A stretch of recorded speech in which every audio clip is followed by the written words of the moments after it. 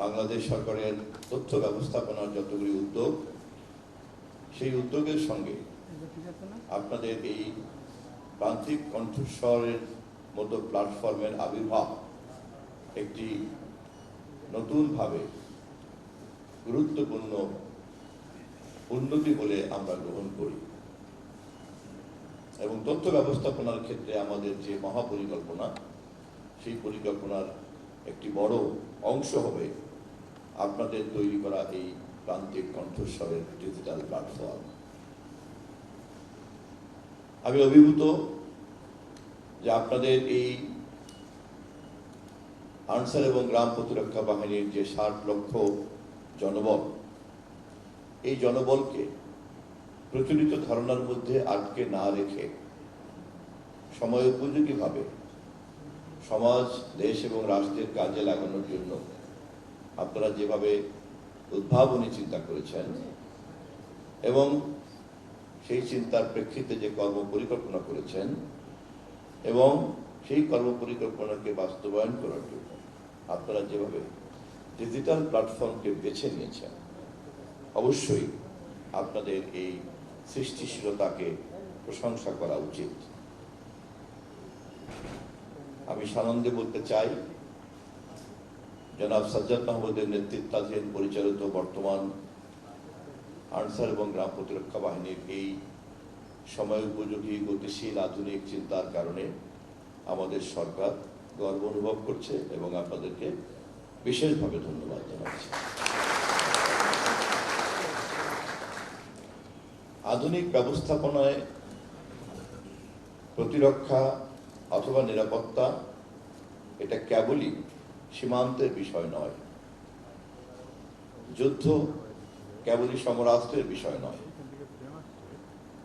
এবং যোগাযোগ কেবলই মানুষের কণ্ঠস্বর বিনিময় করা নয়।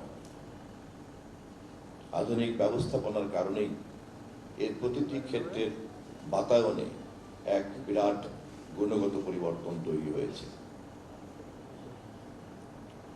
আমরা অত্যন্ত আনন্দিত গুণগত পরিবর্তনকে বুঝতে পেরে সেই অনুযায়ী নিজের দক্ষতা এবং আগ্রহকে সময়োপযোগীভাবে পুনর্গঠিত করার যে কাজ, সেই কাজ আপনারা করেছেন। সীমান্তরক্ষীরা সীমান্ত পাহারা দেন, এটা আমাদের প্রচলিত ধারণা, অথবা বাড়িতেও আমরা পাহারা দেওয়ার জন্য আলাদাভাবে জনবল নিয়োগ করি। কিন্তু এখনকার যুগে যে কোনো বড় ব্যবসা প্রতিষ্ঠান তার সিন্দুককে পাহারা দেওয়ার চাইতে তার কম্পিউটারকে হ্যাকার মুক্ত করাটা অনেক বেশি জরুরি। এখনকার যুগে অসংখ্য নিরাপত্তা বাহিনী পালার চাইতে ক্লোজ সার্কিট ক্যামেরার সঠিক ব্যবহারটা অনেক গুরুত্বপূর্ণ। এখনকার যুগে সাইবার সিকিউরিটি হাজার হাজার মাইলের সীমান্তের পাহারাদারের চাইতেও অনেক বেশি গুরুত্বপূর্ণ। আমরা নিশ্চয়ই জানি আমাদের দেশের কেন্দ্রীয় ব্যাংকের তহবিল কেমন করে ছিনতাই হয়ে গিয়েছে ডিজিটাল কায়দায়। এই ঘটনা এবং এই দুর্ঘটনা আমাদের চোখে আঙুল দিয়ে দেখিয়ে দিয়েছে নিরাপত্তার ধারণা গুণগতভাবেই পরিবর্তন হয়ে গিয়েছে। আমি আবারও আপনাদের এই উদ্যোগকে সংযুক্ত করতে চাই এই অভিজ্ঞতার সঙ্গে, যে আপনারা যথাযথভাবে এই প্রেক্ষিতটাকে অনুধাবন করেছেন এবং পরিবর্তিত এই প্রেক্ষিতের সঙ্গে আপনারা সামঞ্জস্য বিধান করেছেন। তথ্যমন্ত্রী হিসাবে কাজ করতে গিয়ে আমি প্রতিনিয়তই এই বিষয়টি নিয়ে মোকাবেলা করতে হচ্ছে। সবচেয়ে বড় চ্যালেঞ্জ হচ্ছে পুরনো মনোজগতের মানুষ আমরা যারা, তারা পরিবর্তিত এই পরিস্থিতিটাকে ভালো করে বুঝতে পারি না। না বোঝার কারণে অ্যানালগ সিস্টেম এবং ডিজিটাল সিস্টেমের যে ডিফারেন্স, এই ডিফারেন্সটা আমরা পার্থক্য নির্ণয় করতে পারি না, এবং না পারার কারণে ডিজিটাল প্ল্যাটফর্মকে সর্বোচ্চ মাত্রায় ব্যবহার করা এবং সেই অনুযায়ী জনবলকে আবার নতুন করে সাজানো, সেই অনুযায়ী নিজের পুরনো জ্ঞানকে ছেড়ে ফেলে দিয়ে নতুন করে জ্ঞান লব্ধ করা এবং নতুন জ্ঞানের প্রেক্ষিতে নতুন করে কর্ম পরিকল্পনা তৈরি করা, নতুন করে লক্ষ্য নির্ধারণ করা এবং সেই লক্ষ্য বাস্তবায়ন করার জন্য নতুন করে কর্মকৌশল নির্ধারণ করা এবং এই পুরো ব্যাপারটাকে নেতৃত্ব দেওয়ার জন্য একটা ডিজিটাল লিডারশিপকে গ্রহণ করা, এই পুরো ব্যাপারটাই একটা সম্পূর্ণ আধুনিক এবং প্রযুক্তি নির্ভর।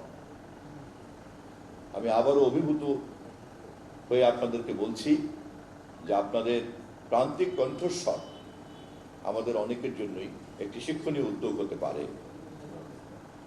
আমি চেষ্টা করব আপনাদের প্রান্তিক কণ্ঠস্বরের এই উদ্যোগকে বাংলাদেশের সংশ্লিষ্ট অন্যান্য সকল জায়গাতে দৃষ্টান্ত আকারে সামনে তুলতে, যাতে অন্যরাও আপনাদেরকে অনুকরণ করে।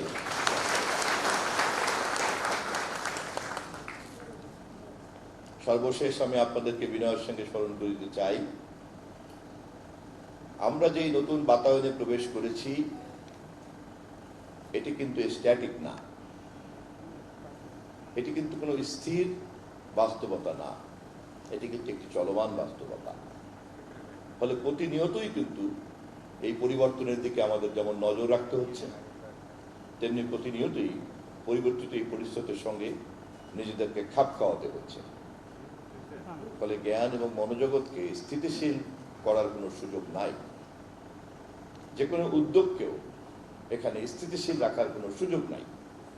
ফলে প্রতি মুহূর্তেই আমাদেরকে চিন্তার দিক থেকে যেমন গতিশীল থাকতে হবে, তেমনি গৃহীত পরিকল্পনাকে সময় উপযোগী করার জন্য একটি চলমান প্রক্রিয়ার মধ্যে আমাদেরকে থাকতে হবে।